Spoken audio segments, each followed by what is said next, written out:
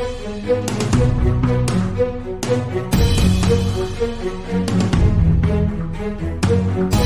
to the Mortal Realms, an Age of Sigmar story phase. Grab your hammer so we can clear a path to the chaos and forge our own narratives in the Age of Sigmar. Your allies through the magma holds this episode are...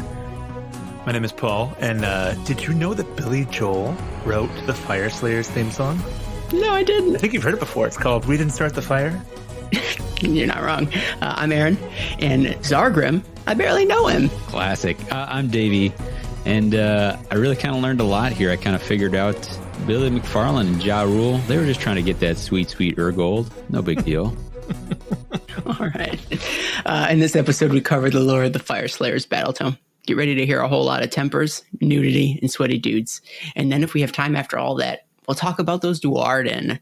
And how are you tonight, my fellow rune fathers? Because we all have kids, both rune sons and rune daughters. Yeah. Nice. How y'all doing? Doing well. I have a dwarf in front of me, but I'm sorry, a duardin, but it is a Carriage-on Overlord, but it's also a grot. So I was hoping it was like a kid, like one of your rune sons or rune daughters. My rune sons and rune daughters better be asleep. I tell you what. So help me to the lava with them. Awesome. Well, tonight we're going to be talking about like I literally just said moments ago, the Fyreslayers Battletome. But before we do, guys, I feel like it's been a little bit. This is actually the first episode that we recorded in the calendar year of 2022. It's been a hot second. I'd love to know what y'all been up to. So, Paul, what have you been doing in the hobby since last we talked? I have been working on a Drowned Men Nurgle force. Trying to get that up to 2,000 points. Once I realized that I had 4,000 points of Nurgle. So I've been having fun with that. Yeah, just a little bit. That's all. You know, just a handful. Yeah. And working on a little bit of terrain, stuff like that. So just getting some stuff done. Very cool. This episode will be before Adepticon. So do you want to make a spiel about that real quick?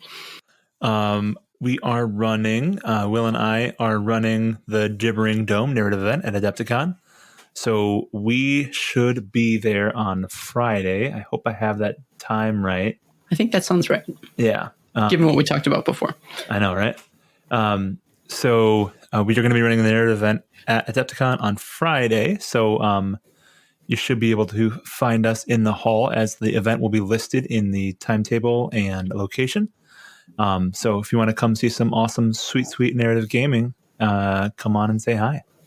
My money's on the fact that anybody who's listening to this right now and who is going to Adepticon is probably playing in your event. Only 16 of you are privileged enough to be that person. They should be. We 16 few. Anyways, that was dumb. Hey, Davey, get me out of this. What you been up to? I don't know, Aaron. Just keep talking for a while. No, please don't. I need to think a little longer on this one. No, I've also been preparing for Adepticon. They are having a grand clash, and it is a big in-person event for the first time in a long, long time. So that's cool. What that means is that I will frantically and in a panic switch back and forth between warbands right up until the end, probably. What have you settled on most recently? I've been doing a lot of practicing with purifiers, which is kind of outlandish for me to be trying an Aelf warband. But I thought about how much I hated playing against them, and I was like, well, let me just flip that around, make my opponents suffer that. And then also I have Farstriders painted up from a long time ago and built a deck and tried it out today. And beat Eyes of the Nine, so I pretty much means they're ready to beat anything. Sure. But at the same time, given that you're waffling so much, it's almost a guarantee that neither of those two warbands are what you're going to play, right? Yeah, we'll see. Chances of you making that. So yeah. Very cool and great. What have I been up to? I've just been working on some daughter stuff. So I've been putting together, I guess you can kind of call it Daughters of Cain, in that it's the Canine Shadow Stalkers. Again, I'm just trying to burn through all of anything that's even related to Daughters of Cain. I'm trying to assemble and, again, shove into a box and never look at for the rest of my life. And beyond that, that's essentially it. I mean, I got through the spells. I got through the Underworld's warband, and so now it's to the gray plastic is where we've moved on to. So I will also be doing, at least as of this recording, the Grand Clash at Adepticon with my only single painted warband of the Skaven. What is the over under for games you will play before? Where do we set it for games you'll play before Adepticon? The responsible thing to do it would be at least to play one, just so I can get acquainted with the rules again, because I imagine the game is much different than it was at the beginning of Beastgrave or at the end of Night Haunt or Night Vault. Yeah. So I imagine the game's changed a little bit. I should probably pick up some of those rules in honor of my potential adversaries. I feel like it would it'd be in their best interest for me to do that. So, but again, that's a 50-50 shot if I even get that far. I'm sorry in advance. So 0.5 games is the over-under. Yeah, essentially. All right, got it. That's going to be like 10 times more games than you played all last year, though, right? I mean, have I? Quite possibly. I don't want to get into this. This is no fun. No one's having any fun with this. But I'll tell you what is fun. You want to know what's fun? I'll tell you what's fun. I'm the arbiter of what fun is, and it's talking about the Fyreslayers Battletome. Tons of fun in a small package. So let's maybe hop into that with a little bit of a story phase. Paul, would you do me the honors? In the story phase, we delve into the stories, characters, creatures, and environments of the 9 realms. We sure do. All right, so Fyreslayers, an oldie but a goodie. I feel like this has been, they've been kicking around Age of Sigmar for a while now, despite being sort of a newer army generally to the setting. But it's the first time that we've ever really sat down and talked about them. So to catch people who have been waiting anxiously for us to discuss them, I would love if you guys could give me my favorite segment of this here show, which is the one sentence description, and let's make it a good one, a real good off the cuff description of the Fyreslayers. Paul, please show them how it's done. You can't see me right now, but my eyes are closed because I forgot about this part. How could you forget? I intentionally don't prepare for this part. It's the most important part. I know it's the most important part. They are a paternally organized, paternally driven race of fire-loving warriors who ritually scar themselves with gold that they then use to ritually scar others in battle, because battle is the best thing in life. I can't disagree with that. I'm sorry. We can see each other right now, so I'm pantomiming ritually scarring things. All right, pretty good, I think. But Davy, what do you have to say in response to that with your one sentence description? Oath makers and head breakers, driven to find and powered by the fragments of their lost god. Guys, should we change the segment to be like a freestyle rap segment? That was so much better than mine. Oh my! What if we rap battled? Oh God! And by we, I mean you guys rap battled, and I emceed it. Man, what a delight! All right, it would be great because these episodes would only have to be about 20 minutes long, because that's when everybody would hang up the podcast. They'd be like, they had a good run. Well, no, let me clarify. They had a run, and nothing gold could stay. Nothing gold can stay. All right, so Fyreslayers summed up. I feel like that's a good place to start. So it's a bunch of duardin. They got orange spiky hair. They love gold. Let's get into it. So first and foremost, we often try to talk about like sort of the origins of these races. And I was trying to think what the origin of the Fyreslayers was, but it's not especially clear. Like it's almost as if they just sort of always existed in the moral realms. Did you guys get that too, or was there some sort of origin story that I missed in this here book? No, I didn't see anything. Grimnir awakes and discovers, hey, rad, there's a bunch of duardin already here. But it's a little less clear what they were prior to Urgold being a thing. Yeah. I mean, we talk about, from the elves' perspective, like Tyrion and Teclis couldn't find a lot of the elves. I mean, it turns out some of them were in this year, but so they were looking for the races, but they couldn't find them. Sigmar rolled up to the mortal realms and he started finding people. So I guess they were always kind of there. I'm trying to think of other examples of like the origin of the species, so to speak. Beastmen were always there, even before everybody else. Beastmen were there. Yeah, true. Even when there was no one else, they were still losing, though. Oh man, we have Beastman fans, guys. Be cool. I'm a Beastman fan. You can't be a Beastman fan without a little self-deprecation. Yeah, exactly. Well, you've got to be diehard fans because they're always dying. But it ain't hard though when they do. I guess maybe we're thinking about like the KO part of that story was the fact that they were, I'm going to say regular duardin, like your classic dispossessed duardin, and those guys sort of turned into the KO, right? Like it was once Grogny abandoned them. That's when they sort of took to the skies in the Age of Chaos. But it sounds like Fyreslayers even predate that. Like they were already sort of their separate entity before even that schism happened. So the impression I get. Yeah. All right. So hey, you're looking for an origin story. You ain't going to find it here. They always were, and they always will be if they know what's good for them. But although they may not have an origin story per se, they have maybe an origin event that I think turned them into the race that they are today, or like the people or the culture that they are today back in the Age of Myth. So what happened there then? We'll come back to a particular event, but there is an event that places Grimnir in Sigmar's debt. And Sigmar feels under pressure on this because he says, like, I gotta give him something to do, right? Like I have to give Grimnir something to do, otherwise he'll think I'm, dishonoring him, think that I don't think well of him. I need to give him a challenge. It has to be a super hard challenge because he knows. Yeah, if I make it too easy, he'll feel insulted.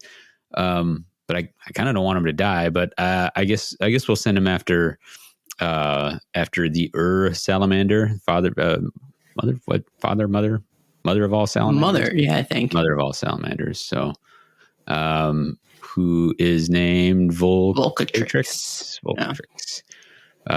Sends off Grimnir, and there's the battle is kind of detailed there. But they basically both die in this battle, and their essence is scattered across the realms, though primarily in Akshi, and not just that, but it's intertwined, and it comes to become this Urgold, which is about as central to the Fyreslayer book and culture and what have you as anything is for any particular race. So, yeah. I think if I could grab back into the old world slightly, there were a race of dwarves called Slayers in the old world that did have mohawks, and they walked around bare chested. I wouldn't say they were a race per se; they were a faction. That's fair, right? Yeah. Yep. So those design elements were kind of there, and it almost feels to me a bit like before Grimnir died, they were Slayers. But it really is Grimnir's death that make them into the Fyreslayers that we know. Because up until that point, we didn't hear anything about hammering metals into their chest or, going and searching out all this kind of stuff. So yeah, my quibble with that is that old world Slayers, as you know them, were dishonored duardin who were looking to find a mighty doom. They couldn't deal with the shame or disappointment, and so it was a cultural thing where they would seek to get a glorious death that might redeem whatever perceived sin that they had done. And I can't imagine that's what the Fyreslayers were doing before Grimnir blew himself up fighting Volcatrix. All right, so I do have a counterpoint here, but you may be able to slap me down here, Davy. But in the Age of Chaos, or in the Storm of Chaos, there was a hold of Slayers, and there was a Slayer king, and everyone in his hold were Slayers. And they weren't necessarily looking out to just go and to die, but they were looking to perpetuate this culture of the Slayers. And he would send out his sons to go and slay things in his stead. Yeah, it was specifically he was a Slayer king, and he was stuck between his two oaths to find a mighty death, but also to provide a shrine to help out the Slayers. I believe that hold was not exclusively Slayers; they were just like a pilgrimage site for Slayers. But maybe an old world connoisseur can correct one of us. Swirling my swirling wine your wine? glass. Yeah, I got it. Everybody knows you gotta swirl it. That's rule number one about wine. Cannons breathe. Yeah, and rule number one of Fyreslayers is if your warrior god explodes his essence all over the realms and starts to imbue gold with his very soul stuff, rule number one is you got to go collect it. And that is essentially, I mean, I'm trying to think, did they discover gold in the Age of Myth? Like, were they already chasing it down at this point? They must have been, right? Like, so right off the bat, pretty soon after his demise, they realize that they're able to sense sort of his essence out there in the world. They're able to track it down. They find it's in this gold, and so they start collecting it. Maybe even before they start, making runes and things out of it, which we figure out, a little bit later. First and foremost, they're just trying to get their hands on it to sort of. I don't know if it's a matter of putting the pieces back together, because that's in my head. I know this isn't true, but my headcanon is they're all going to, combine it like in just like big puzzle pieces, and then eventually it's just this big golden icon of Grimnir. You're saying Grimnir is Voltron. I don't need to say it because it goes without saying. All right, fair enough. So that's essentially, I mean, a lot of the time being spent in the Age of Myth is this. So it's this Renaissance, enlightened time of peace and prosperity for all these other races. Again, these golden days or golden years, golden centuries that all the races are sort of flourishing and thriving and developing in the mortal realms. All the while, the Fyreslayers are running around just gathering gold. Like, it's almost like they're in the midst of mourning. They're having a real tough time of it, where everybody else seems to be doing great. Which is a bummer for Fyreslayers. Sorry, guys. But it's even around this time, if I recall correctly, that is where they've sort of picked up their mercenary aspects of it, right? And so not only are they hunting down the gold as it's naturally occurring out in the realms, but they find that even the currencies and the gold that other sentient races have, even some of that has traces of gold in it. And to get their hands on it, either they'll get it at the edge of an axe, or they'll sell their services as sort of a warrior tribe to get that gold in payments. So this is where the origins of their, I guess, mercenary aspect picks up as well. And not only are they getting paid in this gold, but it is in service to their god as well. Their god was a warrior god, and so in the acts of violence and warfare, they are serving him. Well, what I like about this aspect is that it's almost like they become incidentally wealthy, right? Mm-hmm. So the real goal is gold, and that almost feels like like rare coins or something, where somebody says, "Yeah, sure, I'll pay you 75 cents for that." And it inadvertently gives them, Indian head nickel or whatever. Some, I don't know, coins. No, what is it? Numerology? Is that the coin collecting? I don't know. Is it? I think it's philatelity. I'm looking it up right now. Because that's actually a really fun little point. A numismatist. Excuse me. Oh, yeah. So the word for somebody who collects old coins is called a numismatist. And this is a really fun aspect of the Fyreslayer culture, is that they do have all of this money, but they really don't care about it. But no way are they ever going to give it away for any reason, because of these rare coins, like Dave was saying, the Buffalo Head nickel, or like the 1932 penny that had a slight too much tin or whatever in it. So they really do kind of feel like these obsessive numismatists that are literally trying to go through every single penny. A person takes a dollar bill and goes into the bank and is like, I need 100 pennies. Then he goes to the next bank after checking them all. It's like, all right, I don't like these pennies. I want these pennies now. And just going into every safe cracking thing they can do. And what's worse is it gives them the reputation for being particularly greedy, right? Like, everyone else thinks that they're just gold hungry and that they're just fueled by greed, but it's literally almost the opposite, right? Where they do not care whatsoever about the monetary value of the things that they're collecting, but no one knows that, and they're not, and the Fyreslayers aren't about to tell them because they don't want to reveal the reason why they're trying to collect all this money in the first place. And so, again, they've got this reputation of being, misers and, only caring about the Benjamins. But again, it just sits in a holt somewhere in a vault, never really touched. Riches untold that are just utterly, for the most part, not really being used. So it's kind of funny.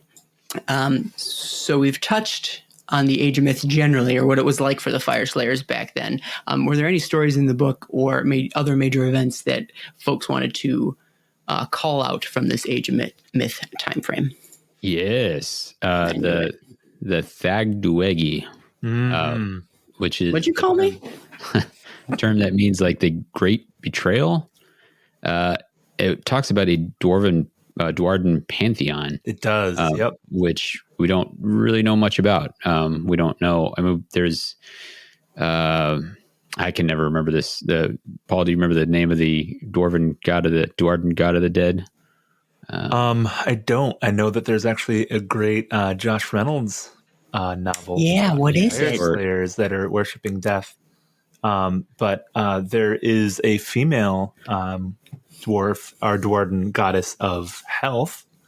I know, old world. Thalia, there you go. Yeah, got et up by Nagash. So I don't know if she made it into this, but Gazul is the one we're thinking. Yeah. Oh yeah. Mm-hmm. But then that's a question. Do we find out in another book that this is part of the betrayal, right? Did Thalia get eaten by Nagash because of some betrayal that happened within the Duardin pantheon? We don't have a lot of details, so I don't know that we could say. Again, yeah. Point being, like, we don't know what this is, and as far as I know, we've never heard about this before. No, this betrayal, and it shattered the Duardin pantheon, and it left Grimnir and Grungni chained on top of a mountain, where they are found later by Sigmar, and then become, come to be in his debt for that, which leads on to some of the other things we were talking about. And they don't talk about this at all. Mm-hmm. My take is that this is a seed to set up a little bit of Chaos Duardin. Mm-hmm. That's my take. How's okay? Good hot take. How so? How do we go from one to the other? Draw me a line, a dotted line.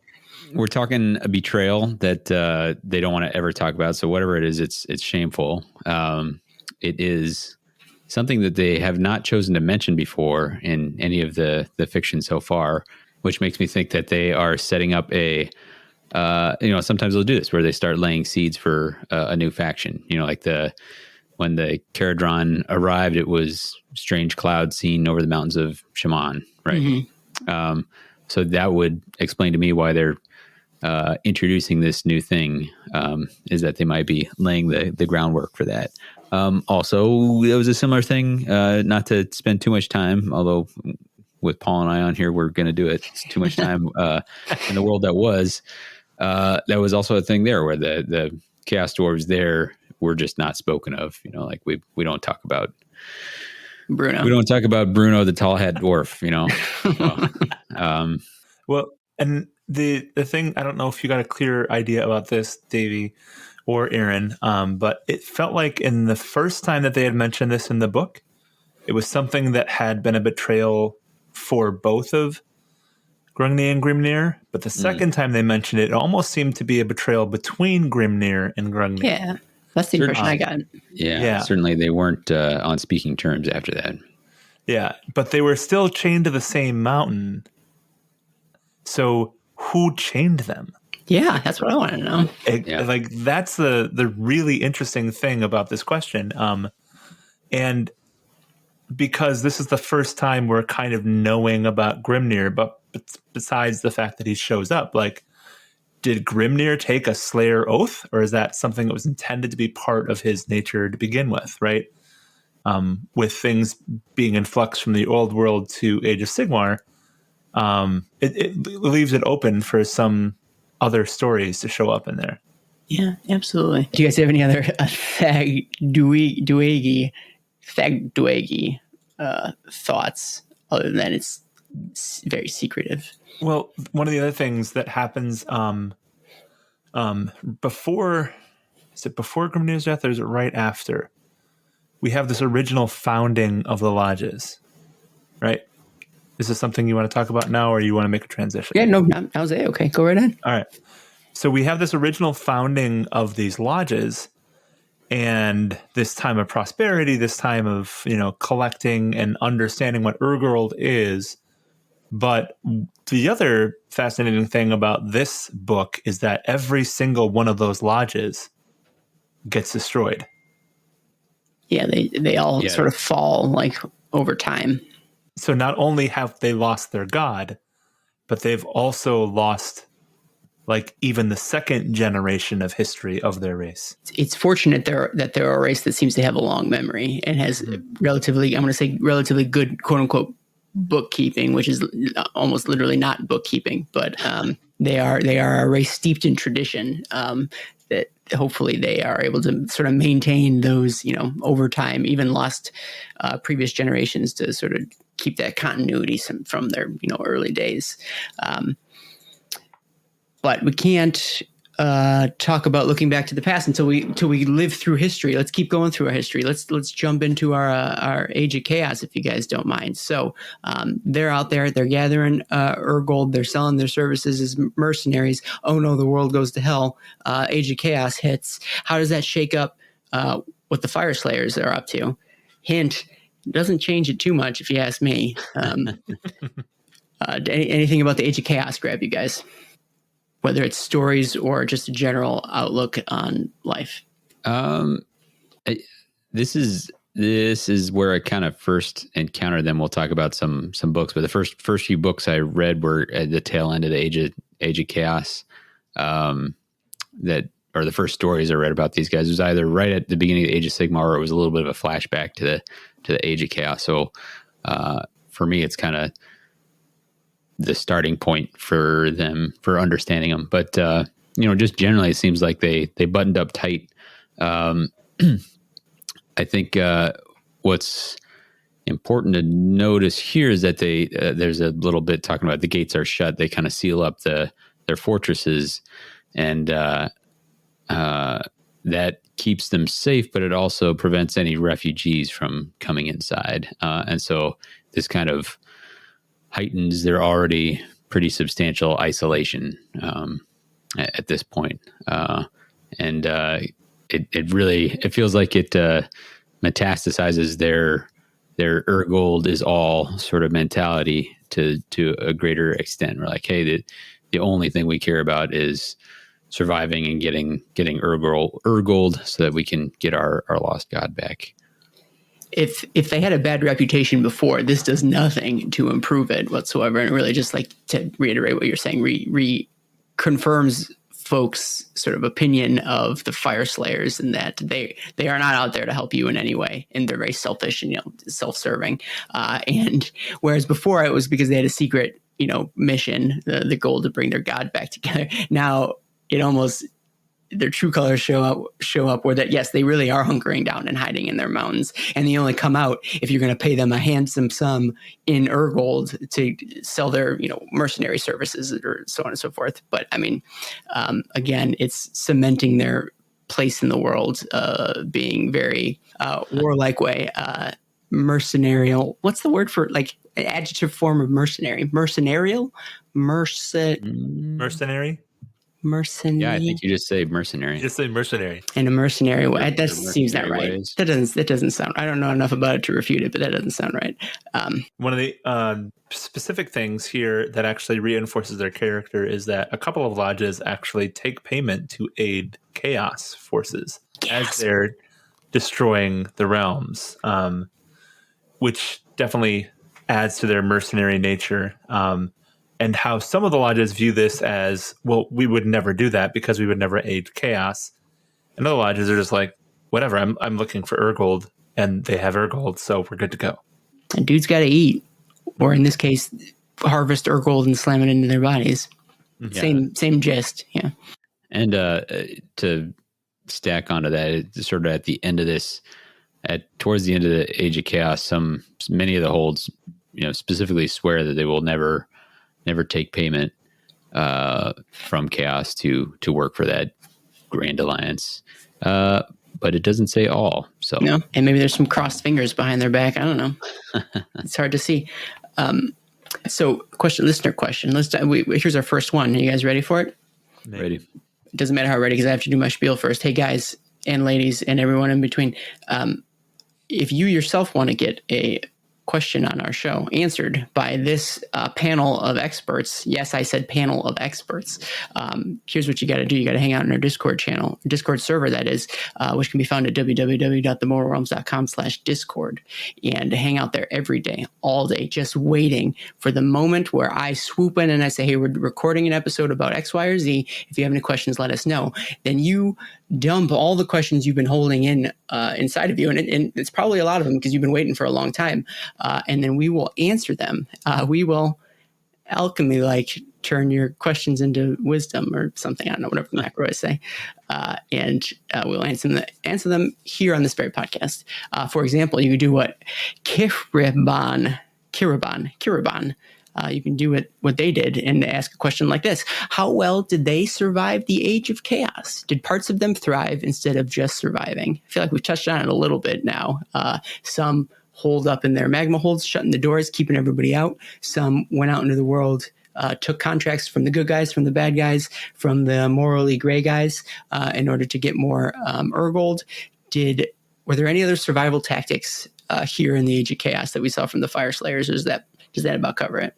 They do talk about something called the Time of Flames during the Age of Chaos, where actually goes through a time of cataclysmic volcanic eruption, and it actually throws up a whole more load of Urgold into the surface. That actually causes a lot more lodges to be founded.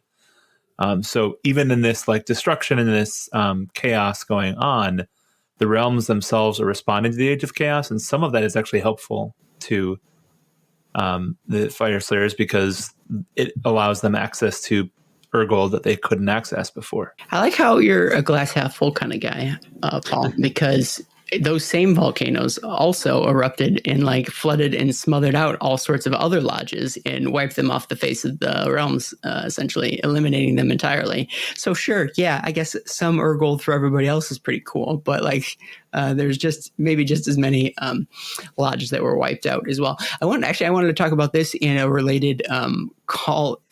Okay, guys, I'm putting my negative hat on a little bit. I'm sorry. Let's get ready for this. There's also another story called The Call of Urgold, and let me talk you. I'm going to walk you through this. Trump's hat right now. I know. I should be. I'm going to walk you through this very interesting and engaging story. More Urgold is found in the other realms, so a bunch of Fyreslayers go get it.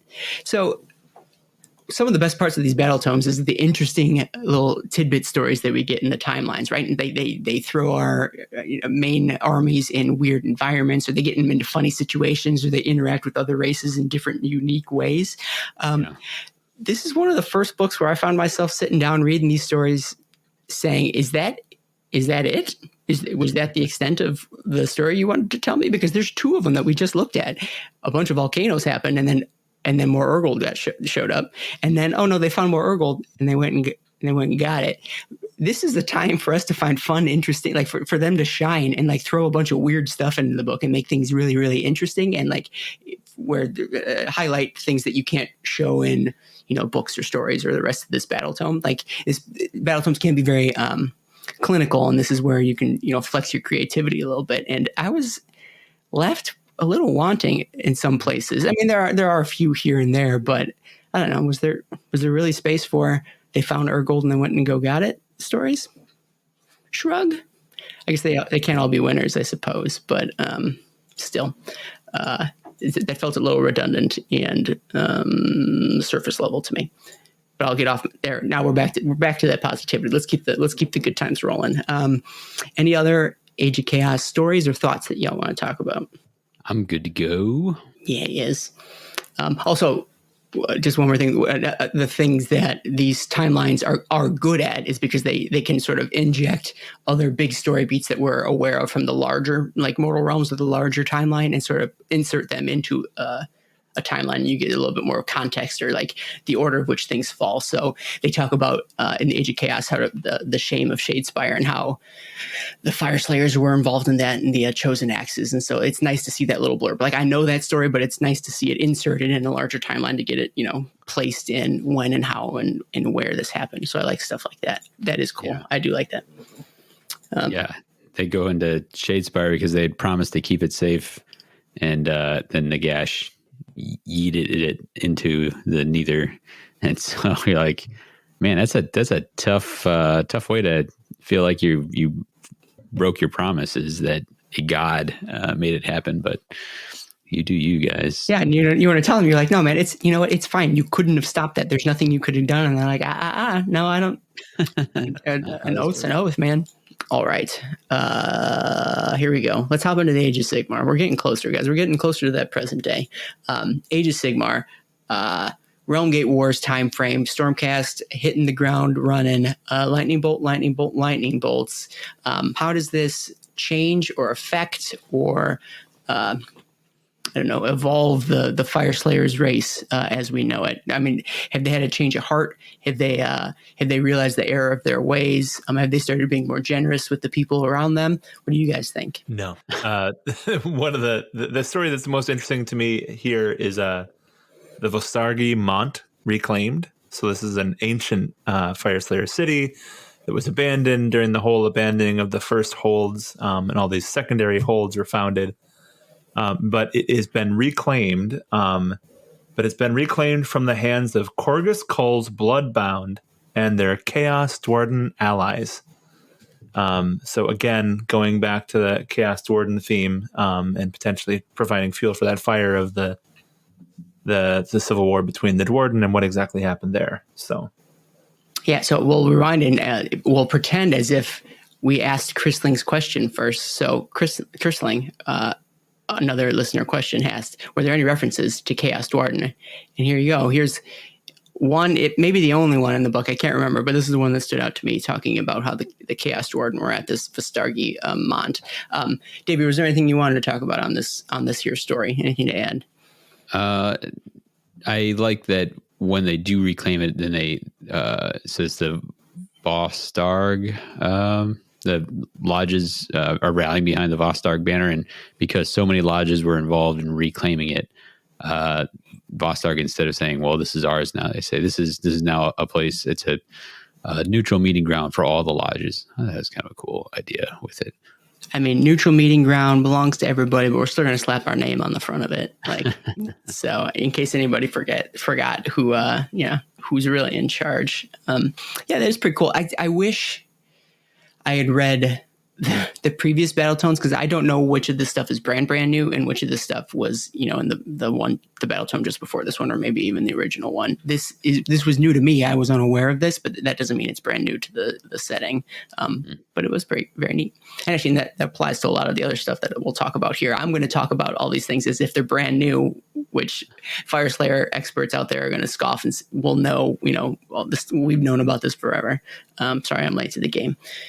Fyreslayer people like Kenny, lol. I'm just kidding. I like Kenny.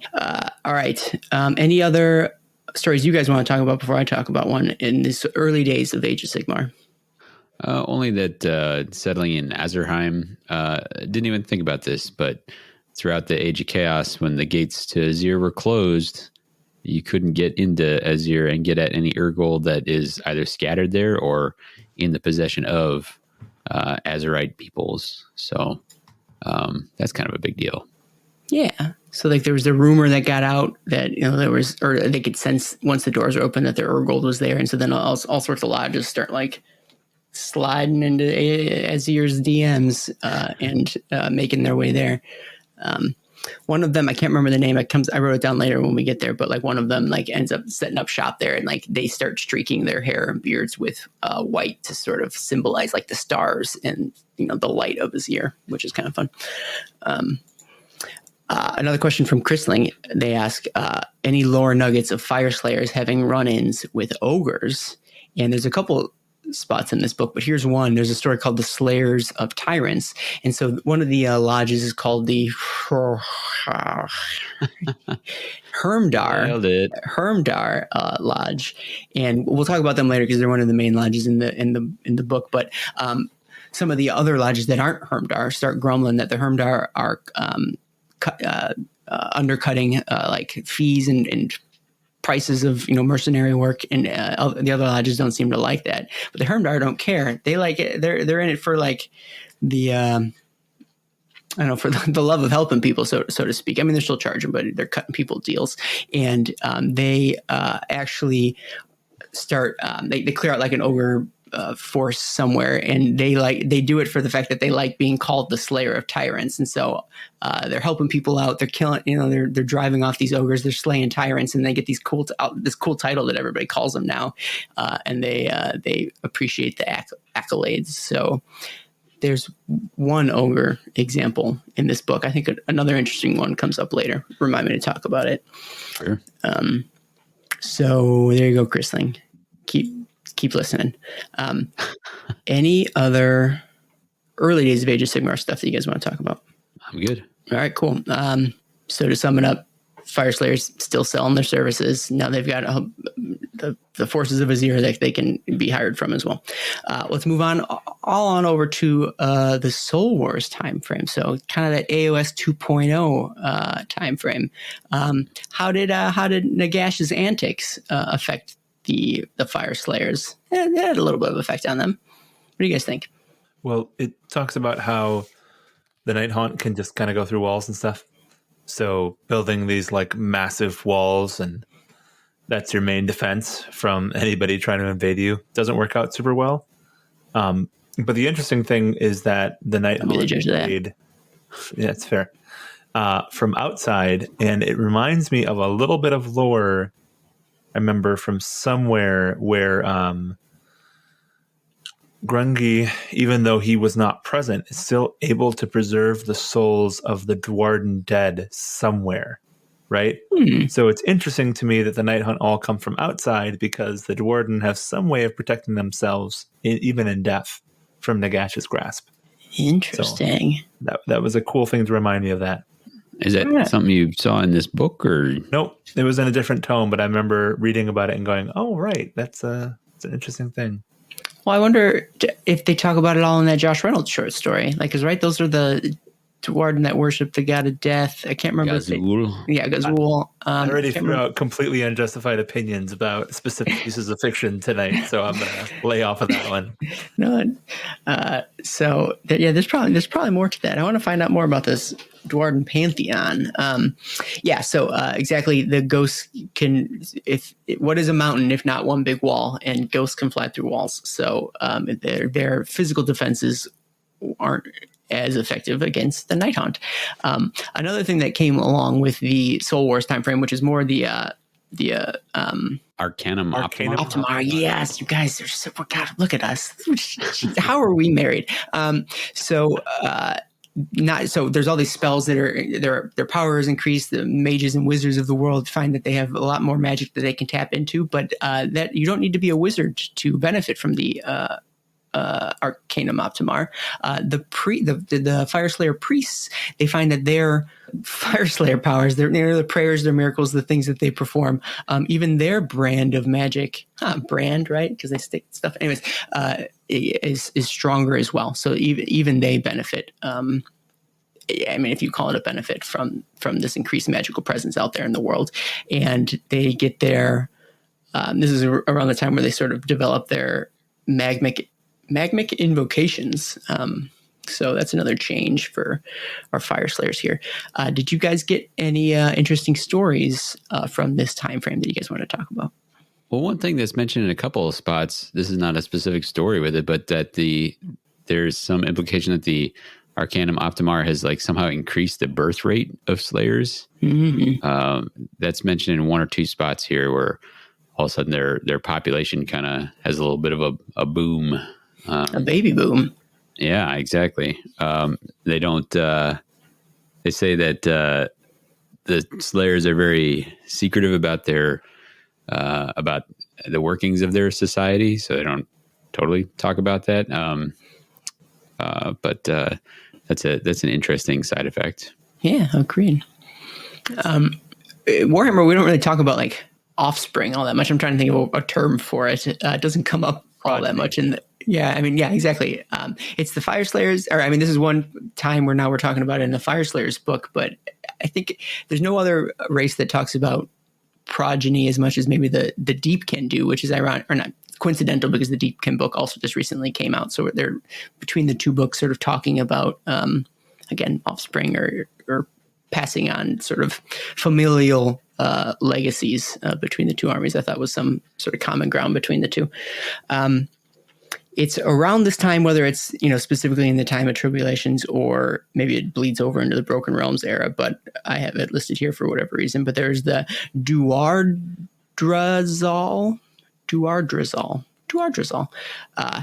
which there's this big battle that the Fyreslayers took part in. They defeated they had some big victory. It doesn't matter who they were fighting, but they were celebrating this big victory that they had, and they invited in a few of their KO buddies to celebrate them or with them.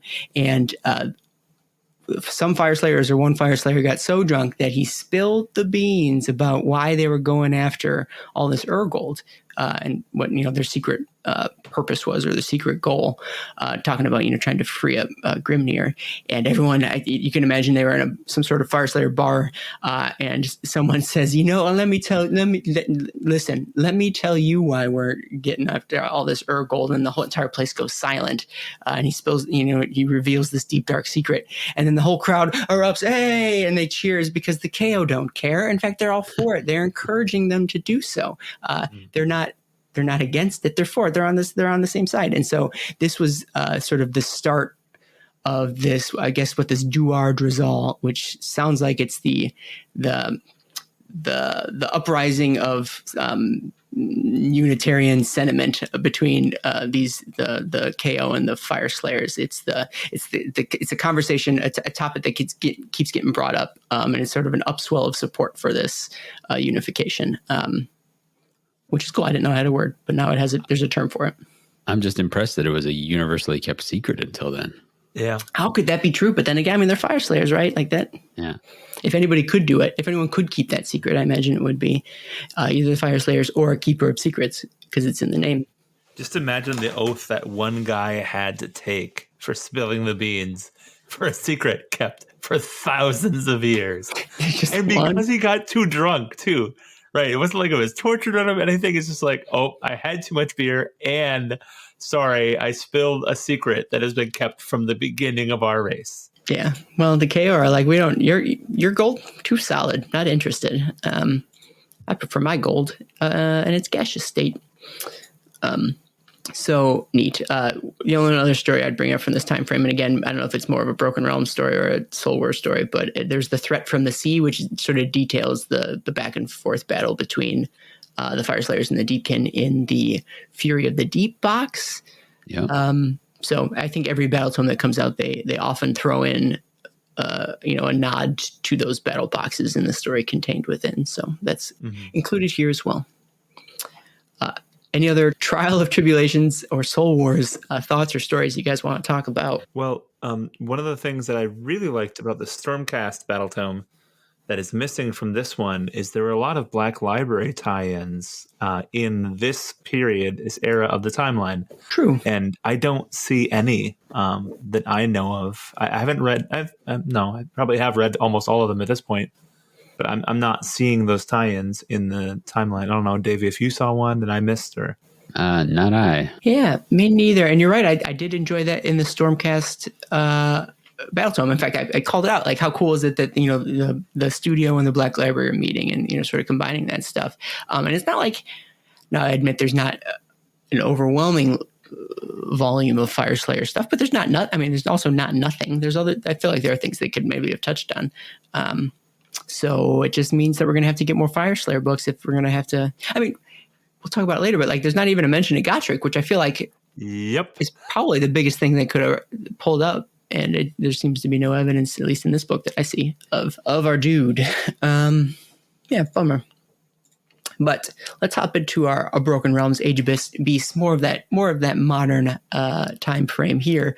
How does this era treat our Fyreslayers? How have they weathered this new, I'll say, storm? It's not really a storm, but do you guys have any thoughts on that? If you're a mercenary, then conflict is good for business, and that is happening with these Dawnbringer Crusades. So they get hired on to be part of these. There's some call out of them fighting fighting Cruel Boys, fighting Cruel Boys. So just a nod there. For me, the biggest one was it talks about specifically the return of Grungni, who had been conspicuously absent, but not dead like Grimnir. Ooh, salt in the wounds, Davy. Yeah. Ouch. But it's neat to see how this is received. Some of the Slayers revere him as the brother of their lost god. Others see him as a betrayer, as someone who abandoned them, abandoned the realms in the time of need. The Caradron overlords are mentioned here, and they have a non-typical relationship with Grungni, where they kind of forsook. They said, like, well, if gods aren't going to be here, then we got to do it ourselves, which is maybe what Grungni was shooting for to some extent. Yeah. He's a pragmatic, practical god.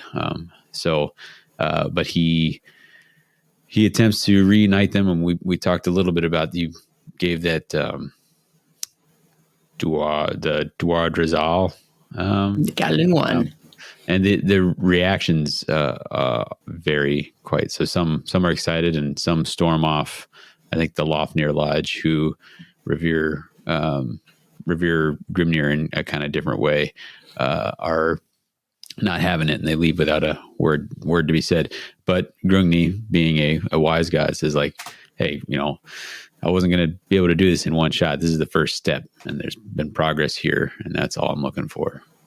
Yeah, very cool. Let's pause there. So I'll ask some listener questions that I think you just maybe answered or started to answer. So patron and host. So the only person that I can give both of these titles to, patron and host ever, Will asked, how are the Fyreslayers affected by the duardin reveals of the Broken Realms? And so I think he probably means the Grungni reveal specifically, though I feel like there's a lot of other duardin aspects to it. But then Darth Alec also asks, has the Duardin Alliance plot point gotten any development? And so I think we've touched a little bit on the developments thus far. And Paul, anything to add about Grungni's re-emergence into the mortal realms?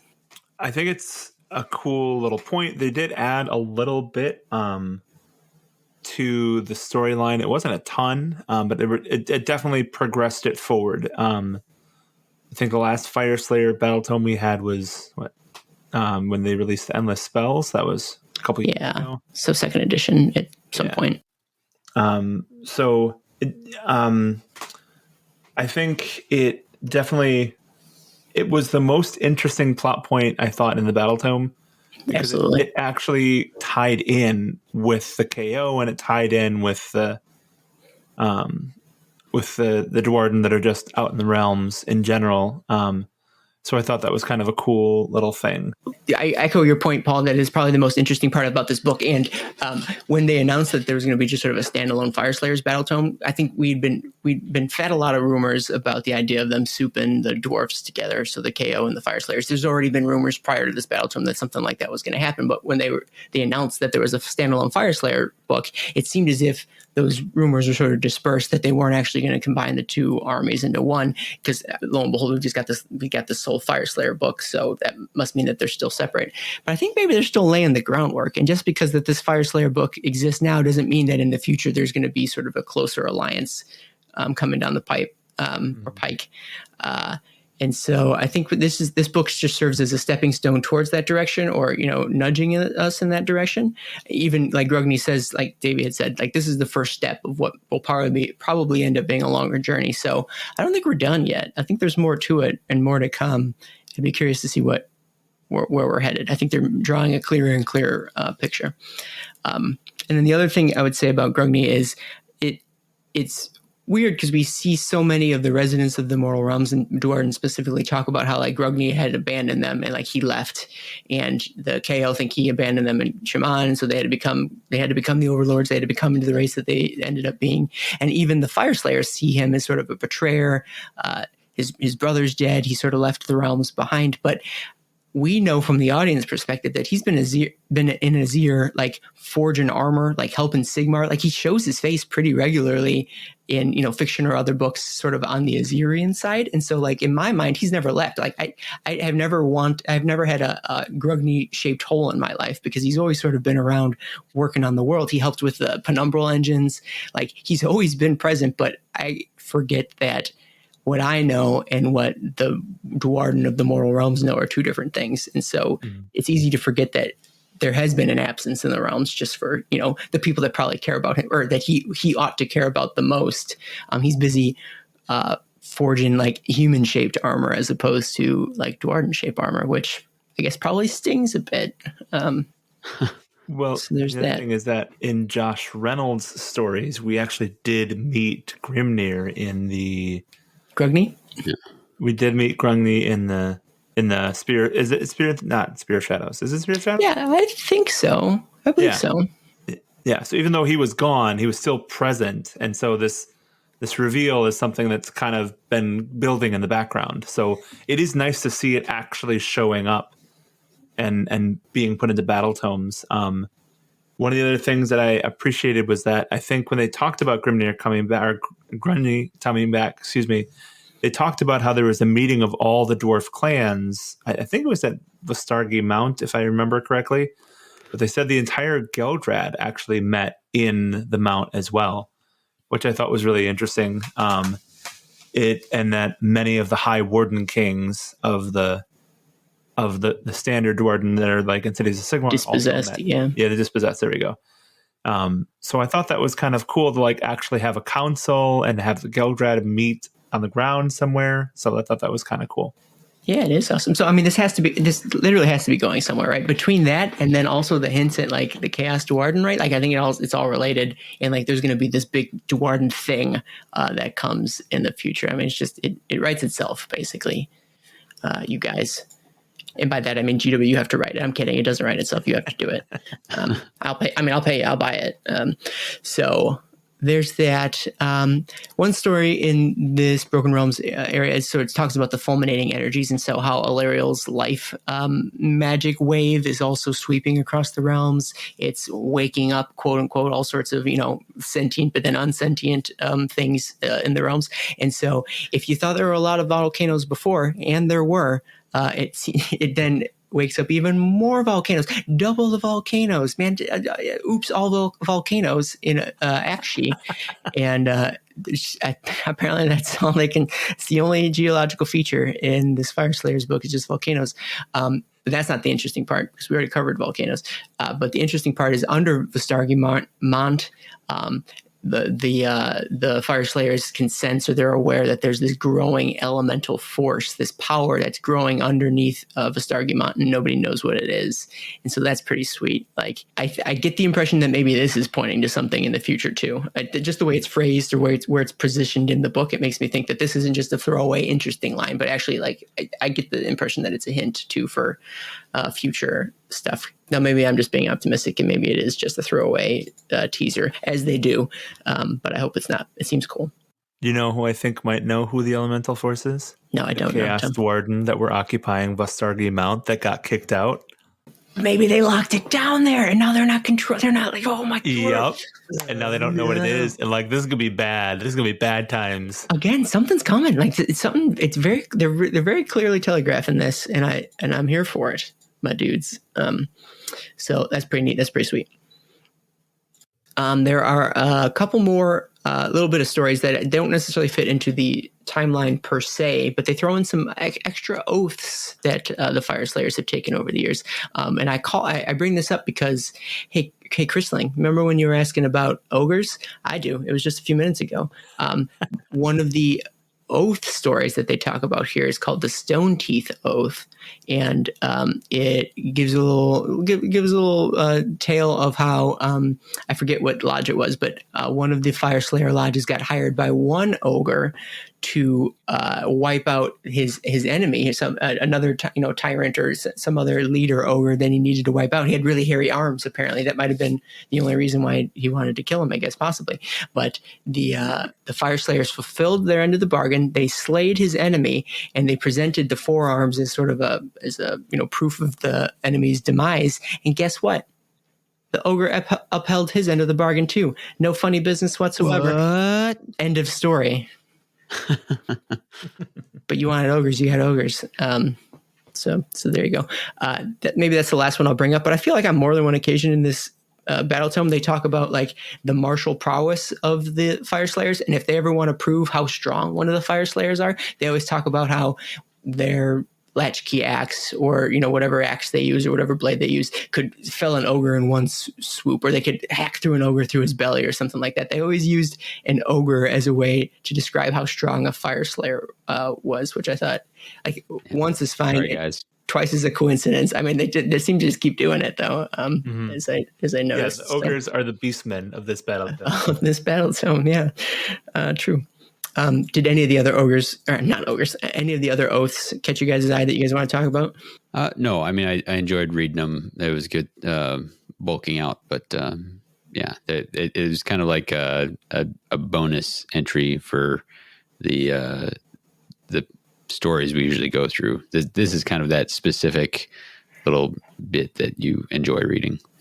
Agreed. You and me both. I did like the Aetherfire Oath, where the Fyreslayers and the KO joined forces, because there's also a spider there. Zig's 7 legs. But I also like that to this day, warriors of the lodge continue to exchange tattoo designs with their Caradron comrades, sign of mutual respect and comradeship. Plus, like, just the idea of like, all right, I'm going to hammer Urgold into my chest, but watch out for that tattoo. Like, that's a super cool tattoo reminding me of this epic battle against the Spider Fang. My buddy has a matching one. It's super, super sweet. Don't you mess it up. Yeah, that is neat. And there's just a throwaway line in that battle about the Arcanite Flux Fortresses, or Arcanite Flux Fortress. That's just fun. That's cool to think about. That's just I don't know what it is. I like the idea. It's good old fashioned fun, is what it is. Yeah. All right, very neat. Any other story, history, timeline based thoughts before we keep on keeping on? There was one tiny little thing where there was a KO force fighting. I think it was Lofnir, maybe a lodge of the Lofnir clan, fighting Beric Mornar, because the ether gold of the seam is contaminated with Urgold. And so they're fighting each other because the KO wanted to fuel their ships, but the Fyreslayers wanted to fuel their tattoos. It was bound to happen.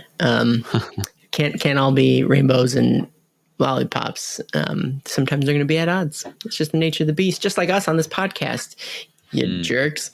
All right, so let's hop into sort of the organization of this faction here. It's interesting or fun in that it used to be hit or miss whether or not they'd sort of introduce the organizational aspects of an army in these Battletomes, but now it seems it's pretty universal. Like, they make it a point that it's a standard entry in each of these Battletomes where they talk about like how they're organized and what that structure is. And if they're going to keep putting it in the Battletomes, I want to keep talking about it. So if we're dealing with organization, if we're dealing with power structures here in this Fyreslayers Battletome, what stands out? What's the thing that they talk about the most here? I'd say that it's a patriarchy, right? So there's the lodge, which is ruled over by the Auric Runefather. It is made up of a number of Fyrds, Fyrds, and that lodge is ruled over by the Runefather, who tries to avoid having no heir, and so has lots and lots of rune sons, who then can sit out elsewhere. So that's kind of the core thing, and everyone else kind of slots into that in some way. There's also the Zargrim, which are sort of the spiritual advisors. Paul, do you know how they break down? There's kind of like 3 main elements of that. Yeah, they've got the Rune Master, the Rune Smiter, and then they have the brand new model, which is basically their Master of the Dead, the Flame Keeper. So the Rune Master is the guy who's like basically the second in command. He's there to help with all the decisions, and the Rune Smiter is actually the guy that puts the runes into the skin of the Fyreslayers, if I'm not mistaken. I think you skipped a step. I think the Rune Master is still the one who puts the runes into people, and the Rune Smiter is the one who fires them up, like on the battlefield. So first you got to get him in, then the next guy down the totem pole lights him up, and then you know what the dead guy does. Yeah. Rescues the ones that haven't been burned. Like, so he actually takes Urgold out of the dead duardin bodies to be reused and recycled. So that's responsible. Just pops him out. Just there you go. And also he's in charge of like burning up the bodies of like the fallen duardin as well, so that they can be interred and go through the proper burial rituals and things that, whatever the steps are. I'm sure we're not allowed to know. That sounds super secret. Back to maybe a little bit of the patriarchal nature of the Fyreslayers. Again, I don't know if this is new stuff or old stuff, if it just showed up in this Battletome or if it's been around. But pin in that, let's ask some listener questions about it. Darth Alec asks, are there any cases of rune daughters or rune mothers? And similarly, Kiriban asks, what do all the Fyreslayer women do? How come there isn't a single woman model? So I get where you guys are coming from. And guess what? The book talks about it. Although most commonly it's a matter of rune fathers and rune sons, they do talk about the rare but maybe increasing in frequency fire queens, which are, I guess you would say, the female equivalent of the Auruk rune fathers. And those rune fathers or fire queens can also have rune daughters as well. And so they talk about because something's causing the more in the same way that more babies are being born, is it also making it so that there are more fire queens and more rune daughters being born, or is it sort of a standard? Women being born. Yeah. There's a higher proportion, is what they implied. Gotcha. Well, all right. Yeah, I think this is a bit of a lost opportunity here, where they made a new Fyreslayer model and they made another male model. Like, I think they could have possibly done something to incorporate the new Flamekeeper as a female model without compromising the integrity of the line. Yeah. I think that's something that they could have done really well. But that didn't happen in this one. Sure. So maybe there's one rune daughter specifically called out, the Hermdar Lodge, and we'll talk about the different lodges later, but the lodge's current rune father there, Kalmar Grimnir, among other things that rune father has done, has named the rune daughter Bruda Brightaxe as his heir. So that's one of the major lodges is on track to get a rune queen or rune mother.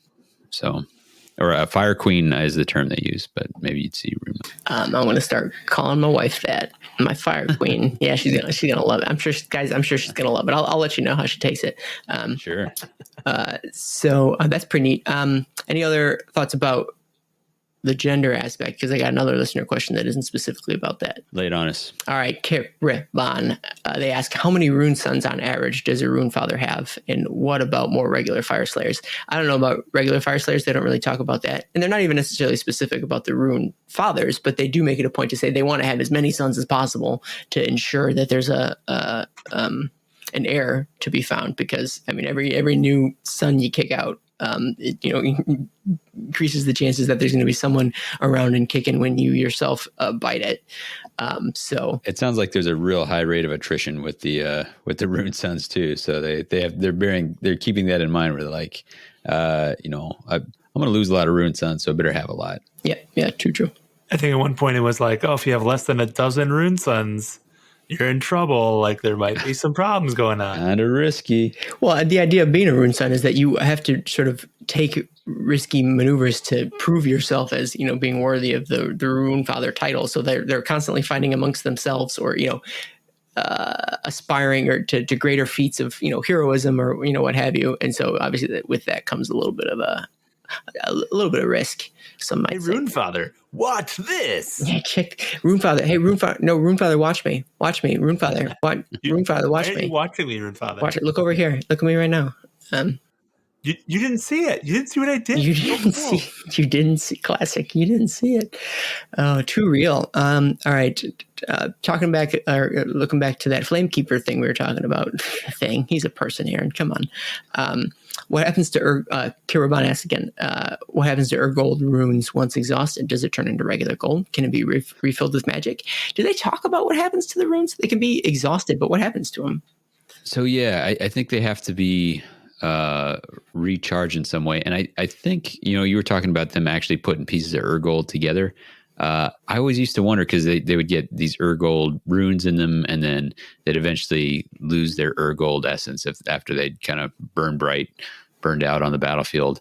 I think it's specifically part of theoretically bringing Grimnir back is releasing that energy in the fight. So I think they find more of it, hammer it into themselves, and then release it in fighting, which was near and dear to Grimnir's heart. Mine too. So that's the impression that I get for what is going on with Urgold and the use of it. But they still want to retrieve the runes even after it's been exhausted, right? They always make it a point to like pry it out of people, or are they only concerned with those runes that have not been used? I guess I don't know. I think they're most concerned with the ones that have not been used. But I imagine it'd be like, if you had a phone whose battery is dead, you kind of want to get that phone back too, not just Hey, Ghoul. Hey, good. That's a pretty bad. Hey, good metaphor, Davy. I like it. All right. So, Paul, you have a little note here talking about maps or something. Did you have a thought? Yeah. So when they're talking about how the faction is organized, I kind of wanted like a map of a hold or something. Like I wanted more. And to kind of call back to when you put on your negative hat before, like that was very much my feeling for this Battletome was I kept wanting a little bit more. They talked a lot about what happens in battle. They talked a lot about how the different units are defined by how they interact in battle with all the other units. But I wanted a lot more of day-to-day life of like how this works. They talked at one point about how in order to become part of, I think one of the bodyguard units, they had to fight certain beasts. But then they didn't mention the beasts. And there's nothing in there about like where these beasts are kept or like what was going on. So there were hints about little more details of what's going on. Like there's hints of, there are more Fyreslayers being born. Like who takes care of the Fyreslayer children? Who teaches them? The Magma Droths, actually. Right? Yeah, exactly. They make great babysitters. They got a really gentle footstep. It doesn't like a real Peter Pan situation in the big Saint Bernard taking care of the kids. That was something I missed. I was hoping to get that from the Battletome, and I didn't see it really. And it was really present in the Cities of Sigmar Battletome, in the Stormcast Battletome. So I was kind of hoping for a little bit more of that. I get you. It's been so long since we've read like maybe a Fyreslayer focused Black Library thing, and so maybe Black Library is a better place for that sort of stuff. But it's been a bit since we've read anything about Fyreslayer. So again, I feel like there's still some Fyreslayer shaped holes in the lore that we haven't filled in yet. I'm not super surprised with how the army books have been that we don't have some of the more society details. That doesn't seem like a thing, but I'm 100% with you. Like it would have been really cool to get a, cross section of a hold or something like that. That'd been a really fun thing to see, or just some more pictures of it, period. So. There's that one picture where there's that huge staircase with the giant statues. I feel like it's been used a few times now, but I really like that one. Like it's been around for a while, but I like that picture.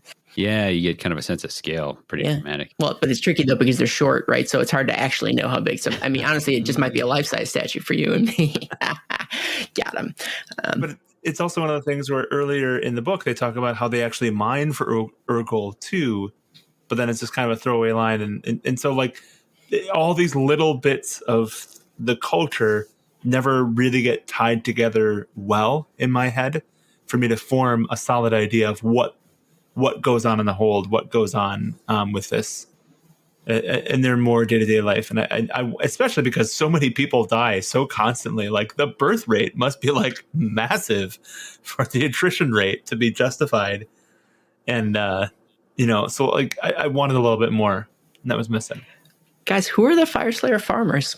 What do they eat? Anyways, so let's talk about like their motivations. We really covered the Urgold side of things, so I don't know that there's too much more to add there, but I will ask another question from Kihraban, and they ask, what's the balance between hunting for Urgold and fulfilling honor? I feel like it's mostly hunting for Urgold. Honor is maybe a fun secondary, but... Well, I think depends on what lodge you're from. Oh, that's one of the things they use to distinguish between the lodges, and I don't know if that's something we're getting into now or saving for a little bit later. Let's hold on to it. I know it's a good point. Put a pin in it. I like where you're going. I like where your head's at. These are no particular order. It's just the way it's written down. But if we go off script, then it's pandemonium, and we're no better than the animals. So always my fault. We go off script. I'm sorry. I'm no better than the animals. Not at all. But here's where we do talk about their potential allies. Anybody want to talk about any allies that they may or may not have? Anyone who's got that cash money. Yep. You know it. Whoever pays them the most is their ally. Yeah, true. And also maybe the Caradhran overlords, depending on how close that is. Yeah, a newer development for sure. Any particular enemies besides whoever just paid them, whoever their enemies are? Because that's a prime one for sure. Some of the traditional, because they live in subterranean realms, they got to deal with grots and Skaven quite a bit. So I would hearken listeners back to one of our pocket realms where we read Shriekstone, which is more of a grot story than a Fyreslayer story, but there are Fyreslayers fighting grots under a mountain in that book. True. Which I recommend. It was a good read. I like that one. And from there, we'll just keep rattling them off. Well, let's dive into some of our favorite units or models from the range. And so, admittedly, this is a relatively older range, but we finally have an opportunity to talk about it. Over the years, have you guys developed any favorite Fyreslayer units, models, things of that nature? Who's got a fave? Paul, let me ask you first. I'm going to go off a little bit, as I usually do. Feel Grimnir and his Underworld's Warband, which I know is really David's thing. Like, easily my favorite unit. There's so much character, and I just love the pose of Feel Grimnir himself. Like, he just looks super... Is he the one on the shoulders? Yeah. He's got the latchkey axe. Yeah. But I like the latchkey axe. Like, that was... I like that it... I don't know how much they talked about it in this one, actually, but, like, how that is the key that opens the vault that the hold defends. I remember reading. Yeah, they mentioned it in this one. That's in here, yeah. Yeah, it's in the Runefather entry. Yeah, it seemed to be a little bit more distinct of like how important it was, and yeah, to me that's a design element that I really appreciate. That is reflected of something really important in non-battle that is reflected in their weapon and battlement. So I thought that was super cool. Well, you were talking about society. That's some hint to their society in some way, which is pretty cool. Speaking of the key motifs, we're playing a Soulbound campaign, and we have a Fyreslayer Rune Smiter in the group. And this is a little morbid, but they've got the key. He's got the key icon thing, and so he's been using it as a weapon, and he's been stabbing it into people and then turning it, and then that's his killing blow that he's done on a couple baddies now at this point. It's weird. It's pretty rough, but effective. Is the key going to work anymore, or is it basically just a shiv? There's a joke in there about skeleton keys somehow. I'm not exactly sure what it is.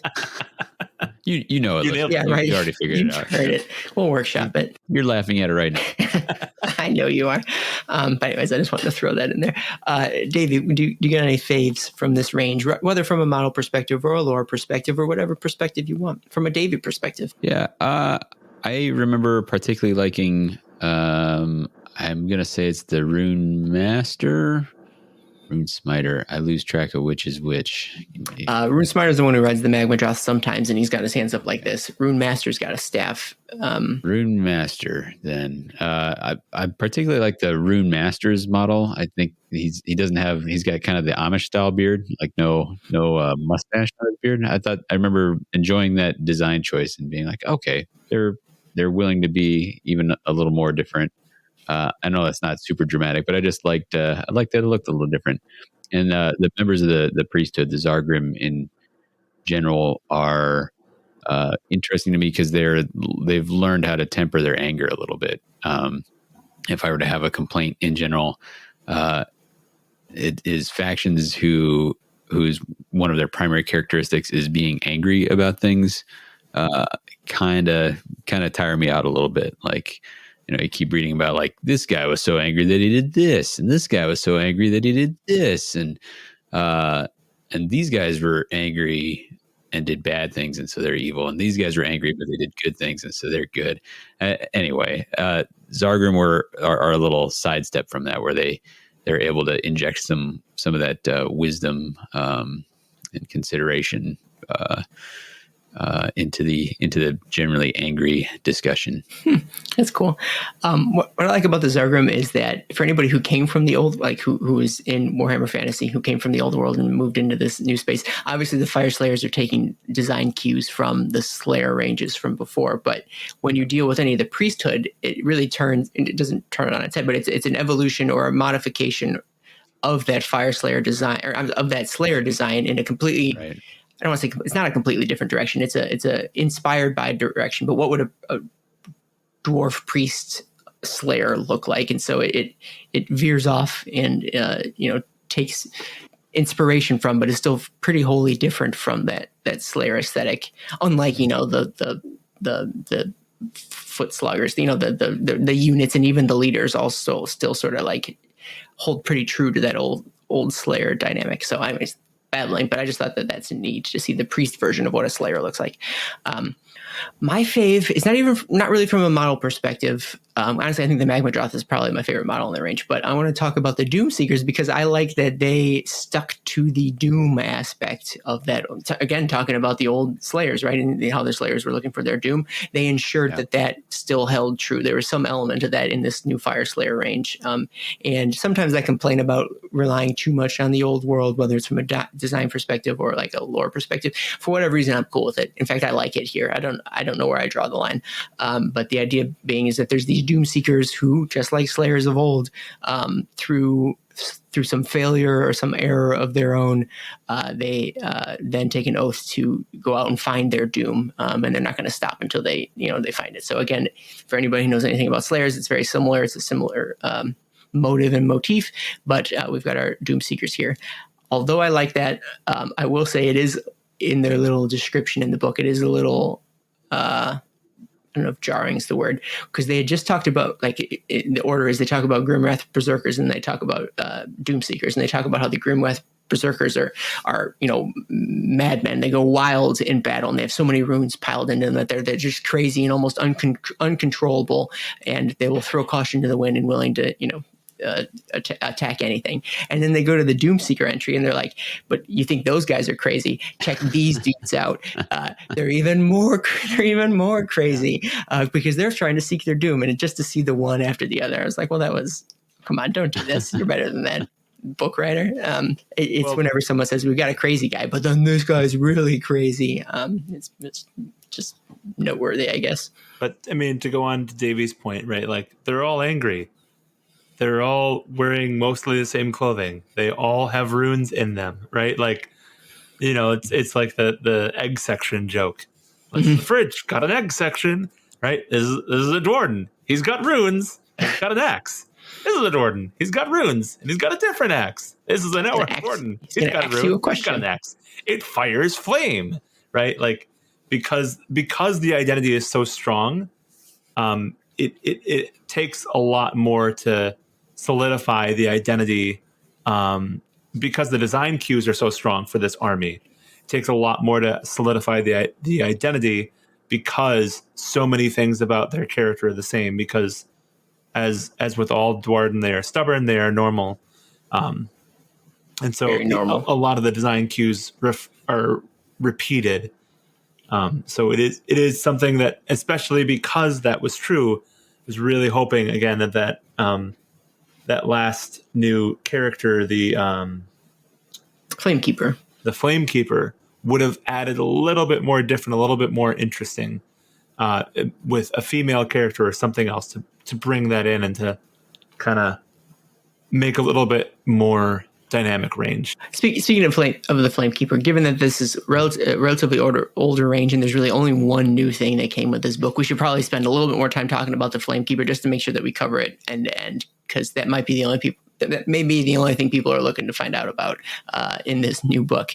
So Flamekeeper, part of the Zargrim, they're tasked with overseeing the dead of the Fyreslayers. Basically, they run them through. So at home, they're in charge of funeral rites. I think they do a lot of cremation of dead bodies. They do a lot of extraction of old runes. I suppose we kind of talked about this a little bit.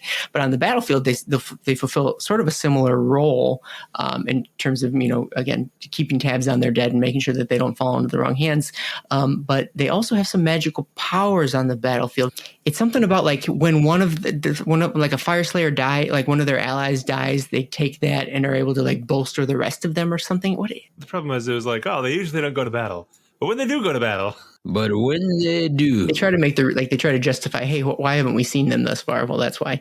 Yet martial skill alone is not what makes them truly fearsome. But each Flamekeeper carries a Master Flame rune, a simmering ember of the. No, this is too long for me to read the whole thing. So it's basically whenever another Fyreslayer warrior falls in, like near the artifact that the Flamekeeper is holding. So it's this rune that they have. The blazing power within them is drawn forth, and their spirit returns to the flames, and then the Flamekeeper sort of channels the magic generated by this and conjures up blessings for their allies.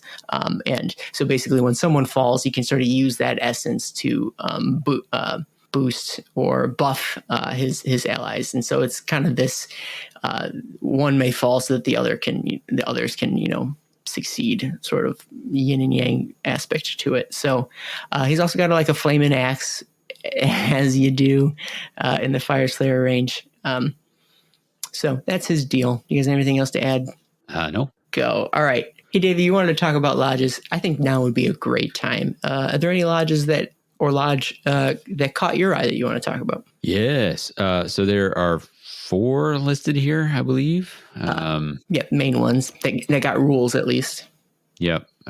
These are 4 of the major ones. I enjoyed reading about the Greyfeared, and they are notorious for taking, like they're very contract minded. Like, you pay us enough, we're going to do the job. And so they're some of the ones that did fight for. I think they were one of the 2 lodges that got called out as having taken some contracts from Chaos employers at some point in the past. They also were the ones that let's say they're no longer welcome in Lethis. So that they were involved in that twist. That is, I think it's neat because it sets up some. It can set up some interesting storylines for you with that. And they are not as populous as the Volstarg, but the advantage they have and the reason that they can take so many contracts is that their lodge is built on this magma hold called the Gateswold of Shamon, which contains a cluster of realm gates. And I like that idea of they have this logistical advantage to getting different places to fulfill these, take these different jobs, can get different places. So I like when we see a little glimpse of, here's how the economics or logistics of the world, like think of these fantastical things that we've created, like realm gates, and how would that actually apply if they were a thing? Well, if you had access to a bunch of them, well, you'd be more powerful, So that's the foundation of Archaon and the 8 points, essentially. Yeah, exactly. So yes, that was the lodge that I enjoyed reading about the most, I would say. Very neat. Paul, did you have a lodge you wanted to talk about? Yes, I like Lofnir. Lofnir is kind of the closest that we've gotten to Chaos Duardin, it feels like. Whoa. They worship a record scratch. Yeah, I know, right? They worship a Slayer god, but they also worship, a fire-breathing magma droth. So the difference between them and the other Fyreslayers is that not only do they worship Grimnir, but they also worship Volcatrix. And what they want to do is not only bring Grimnir back, but they also want to bring Volcatrix back by consuming the Iragold.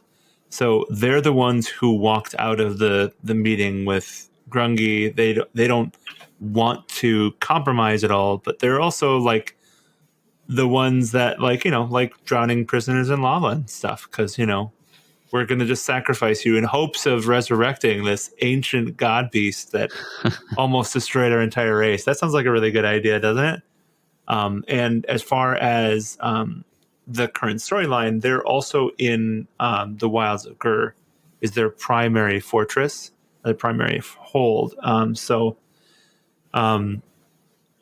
I thought that was a cool little touch to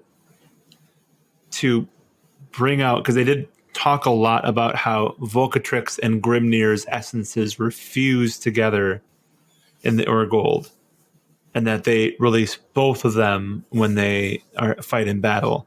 So it was interesting to have a subfaction that really embodies the worship of both, not just one. Yeah, that is cool. Since they're like called out as sort of like the more conservative lodge, they reminded me of the Barak Thring of the Karajan overlords, and that both races have their old school type subfactions, which is neat. Also, I don't know if you said, sorry if I'm repeating it, but don't they think that Grimnir is going to come back riding Volcatrix like a total BA, like swinging his axe around? Nothing is impossible. Riding that god beast. So like Optimus Prime riding a T-Rex. Fingers crossed. Yeah, that would be amazing. I mean, there's other god models. Like if Grimnir ever does get put back together, like there's no reason why they couldn't make a Grimnir red Volcatrix. Sure. Get on it, dubs. All right, the one I'll talk about, we've covered aspects of the Hermdar already. They are, if Lofnir are more of a conservative, and I mean that in a non-political way, the Hermdar maybe lean towards a little more of the progressive side, again, in a non-political way. Davy had brought it before, the Rune Father of Hermdar, you said the name earlier. He's got his eye on his daughter to be the one to like take over the lodge when he bites it. They are also that lodge that are more willing to help out for the good of other people. I mean, they still like to get paid when they can, and in fact, they've got holds and vaults full of Urgold, but still they're more willing to offer a fair price. They're not driving hard bargains. They introduce a bit more morality into the decisions that they make. And if they can get paid and help people at the same time, they're more inclined to do so. And so that is a change of pace, right? Like it seems maybe not quite anathema, but a surprising outlook for a Fyreslayer Lodge, a Fire Slodge, to take in this dog eat dog. They get drunk. They get Fire Slodge. Magmadroth eat Magmadroth world. So that really stood out to me. And I like how no one talked about the Vostarg, because no one ever wants to talk about the main sub-faction of an army, and that's what the Vostarg are. Well, they're going to get eaten by the Chaos Duardin elemental spirit underneath their mount anyway. True. So, that's true. They're going to be gone soon. Since we're talking about lodges, I'll bring up a question brought up by Colonel Waterhorse, who asks, are they natural redheads? Obviously talking about the Fyreslayers. I don't know. It seems as if they might be, because every single lodge seems to at least start with some red hair, but there are some other lodges that make a point to modify their hair, change the color of their hair for different reasons. Two I'll call out are the Ulrung Lodge, who streak the ash from their dead into their hair and their beards and their hands, and so they have like black streaks. And I think I brought this up earlier, but the Tangrim Lodge have white streaks in their hair because they now hail from Azir, and it represents the stars and the heavens. And so, although it always seems to have some element of red hairness to our Fyreslayers, some lodges go above and beyond to make it their own. So, finger snaps. All right. We had talked about Fool Grimnir, which I think is the only special character in the book. Is there anything else to add about that fella? Yeah. What's cool is that he went into Shadespire way back. I didn't realize Shadespire had been doing this thing for so long, but back during the Age of Chaos. And he is the great grandfather of the current Vostarg Lodge's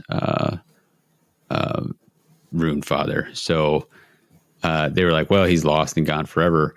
A couple things about this is that now the wider world appears to be aware that he's out of Shadespire. So that means, not something I would have necessarily expected, although I guess you can use rules for these guys on the battlefield, but they went from Shadespire off in Neverland into the belly of the Beast Grave, and now they're at the bottom in Harrow Deep, but somehow people know that they're out.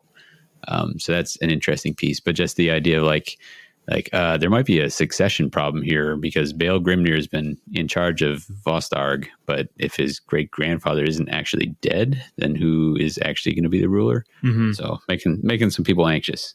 Yeah, that is cool. Right. Just as an aside, do they still suffer from the Shadespire curse, though, right? Like, he's still trapped, isn't he? I don't know. In some ways. Well, if he dies, he comes back to life. So he dies, or he lives. He fights. He dies. He lives. I don't know. I'm done. I didn't do 5 people that get that. Only because he butchered it. All right, very cool. So before I ask any more listener questions, do you guys have any other interesting points about this book that you want to chat about? We're getting close, home stretch here. The artwork for the Fyreslayers is some of my favorite artwork because they are from Akshi. A lot of their artwork is consistent tonally, and like they provide it provides a really coherent view of what the race looks like, and it's probably the most solid identity. And plus the artwork of Grimnir fighting Volcatrix, where he's literally in flame, is just like one of my favorite pieces of artwork that they've done for Age of Sigmar. So, Davey, any other points you want to bring up? I see you have a list, though we covered a lot of them. Yeah, no, I like that they were able to take one. I mean, this is basically taking one unit and a few heroes from the world that was and generating an entire faction from them, which is a pretty impressive feat. I think, like Paul was referring to earlier, that gives such a specific design brief that the challenge is to not make them monotonous. And I think they have mixed success with that. With that effort is how I would say it, which is not to yuck anyone's yum. If you love these guys, then awesome. And I mean, just like any army that I read an army book about, by the time I'm done, I'm like, I could probably magically find painting time that I haven't managed to find in forever. I could, or not, I shouldn't say find time. Motivation is probably, it's enough to get me excited about a faction, I guess. So that's cool. Very cool. The only thing I'll add in terms of interesting bits about the book is here's 2 more vocab words for you guys. One is the Doomgron, which is apparently the final battle that Grimnir is going to be revitalized for. Final battle against what? I don't know that they say. I don't think it's Volcatrix, so I think it's against something else. But that's what they're, maybe it's, I don't know if it's a race or if the Doomgron's not going to happen until Grimnir shows back up. But it's this final battle that they're aspiring to. Very Valhalla type thing, I guess. But then there's also the Doom Virags, which is a term for Urgold addicts. And so there's those that get addicted to the power of Urgold, whether they have too much or they were never suited for it in the first place. And so you get these Fyreslayers who crave that power and who are willing to kill for it. And by that, I mean even kill their own allies to steal the Urgold and slam it into their body. And the only other tidbit I'll add is that the lore for the Magmic Battleforge, pretty dumb. The idea that they could just form it wherever they want on I feel like it's kind of a lazy explanation for what the Magmic Battleforge is. You can just say that it can't go to battle. It can't go on battlefields. Like you can just say that this doesn't work that way. So do you know why there's a Magmic Battleforge? So no. Ray Dranfield, the scenery designer for Warhammer Age of Sigmar, I've heard of it, designed the Magmic Battleforge because in medieval battles, it would take so long to set up a battle.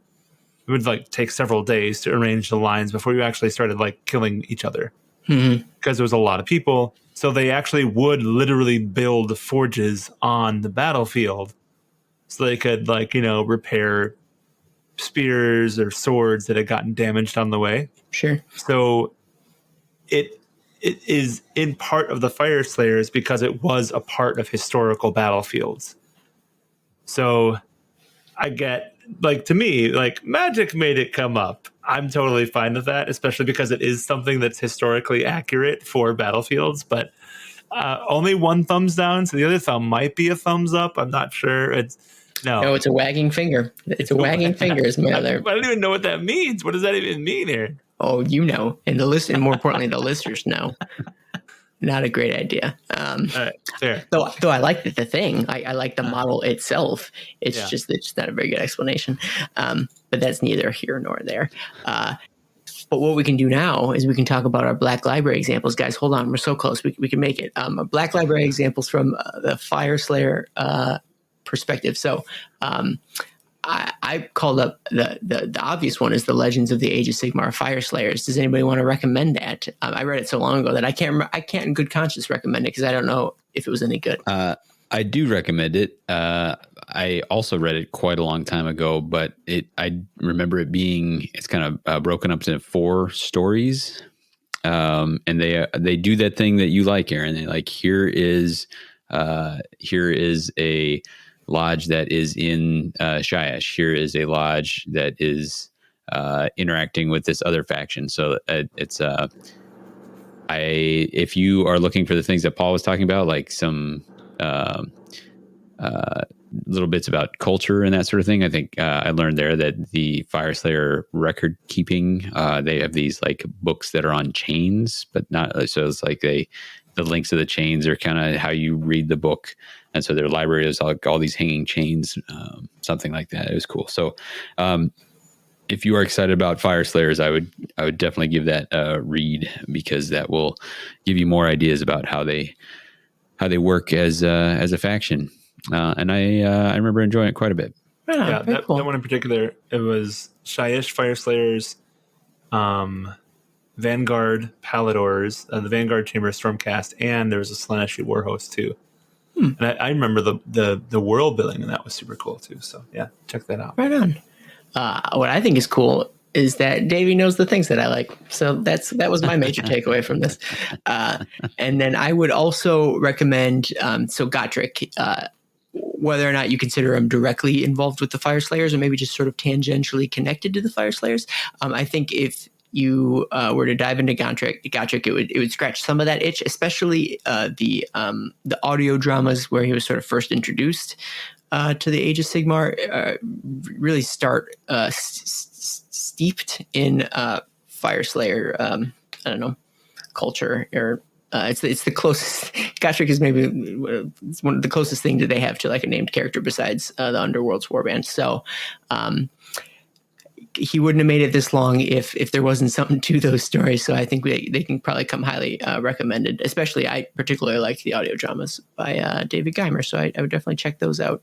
And there's the audio drama Heirs of Grimnir, which is related. It's similar characters, but those are also audio dramas that are specifically about Fyreslayers, so you could check those out too. And I suppose that ties into a question asked by a patron, Lichcast, from our Discord, who asked, any word on Gotrek in this book that reflects his resolution in Gitslayer? Hey, get this, Lichcast, I don't know what you're talking about in terms of resolution in Gitslayer because I have not read it, but I don't think his name is mentioned once in this Battletome, for better or worse. Maybe for worse. So that's where we're at there. Paul, any other Black Library recommendations you want to make? Not off the top of my head. The one that Davey mentioned is easily my favorite. It's super cool. So nice. Excellent. All right. Last bit. We got to do a review. We got to give our thoughts, our final parting thoughts about this here Battletome. And again, I have forgotten a good rating system, which is fortunate that I get to go last. Paul, where are you at? What did you think of this here BT? I would go with 7 of 12 healthy Rune Suns for my rating. Okay. I enjoyed reading it. it's always nice to find a little bit more about Age of Sigmar. I was hoping for more, but yeah, and what was there was good. I enjoyed it. Right on. Davey, what do you think? I'll give it 650 billion out of 1 trillion pieces of Your Missing God. Okay. I liked it fine. I thought it didn't have there wasn't a whole bunch of those pieces that make me say, oh, awesome. Like there were, those felt a little few and far between. It didn't have any of the little blurbs of small fiction. Like a lot of times there'll be maybe 3 or 4 call out boxes that are, here's this, 4 or 5 paragraph story of someone from the faction doing something. For some reason, I always have a soft spot for those. And like I already mentioned, sometimes the angry faction is angry, just gets a little bit too much for me. All right, cool. I will give it. I'll give it a 7 out of 10. Runes of Empowerment. Slammed into my slight frame. Where would I put them? I don't know. In that, I think, Davey, you said you liked it fine, and I think that's a good way to approach it. I think these books, especially now that are coming out, this one and the Deepkin one, which I'm still reading, these Battletomes are obviously sort of stopgap. They're more for updating the army to get like them into the more recent rule system, and it's less for like expansion of the lore. So I understand its purpose. I get why it's here. It's not necessarily for me right now. However, the fact that they went a little bit above and beyond to highlight this, like the Grungni thing, the potential for Chaos Duardin thing, maybe this magma elemental thing under the mountain. The fact that they were able to come up with potential teasers for the future, that puts it just a little bit farther ahead. Like the Nurgle book didn't really have a lot of those teases. This one, maybe even shorter than the Nurgle book, at least had that much. And so there was enough to keep me going. There was enough to keep me interested. And so because of that, it is a little bit better. It's still obviously not as great as a Battletome for like a new range or a new army or, a big new release for something. So I understand what it's doing. I understand its purpose. It's just that it's not going to be as much of a lore heavy tome, especially considering it's, the third instance of it at this point. Furthermore, although I hadn't really read any of the other Fyreslayer Battletomes, cover to cover, you just sort of through osmosis pick up a lot of like Fyreslayer background, just being steeped in Age of Sigmar lore. And so, although it was the first one I read, there still weren't as many surprises as maybe I would have expected or thought. So, though there were still some. We said there's plenty of times I said in here that I guess, I don't know if this is new or not. So I guess those count as things that are new to me. So. Honestly, just an average, solid release. If you're a Fyreslayer player, obviously you got to pick it up just to keep yourself current. But there's enough new in there for me to consider myself glad for having read it. So there's that. Was not glowing recommendation, not a waste of my time. So, any other thoughts before we close her out? None here. No. Here we go. It's time for our reforging, but Sigmar willing, we'll be back soon. Like, subscribe, share, or leave a review. Join us on Discord, drop a tip on our Patreon. Anything you can do will spread the word of Sigmar farther than we can on our own. Chat with us anytime about your thoughts on Twitter at The Mortal Realms. Paul, where can they find you online? At BJ Shard. Davey, where can they find you online? At red_Zeke or at WTHcast if you want to talk some Underworlds. Awesome. And I'm Aaron, and you can find me at Dos Asos on Twitter, and you can find all our Mortal Realms shows and content at www.themortalrealms.com.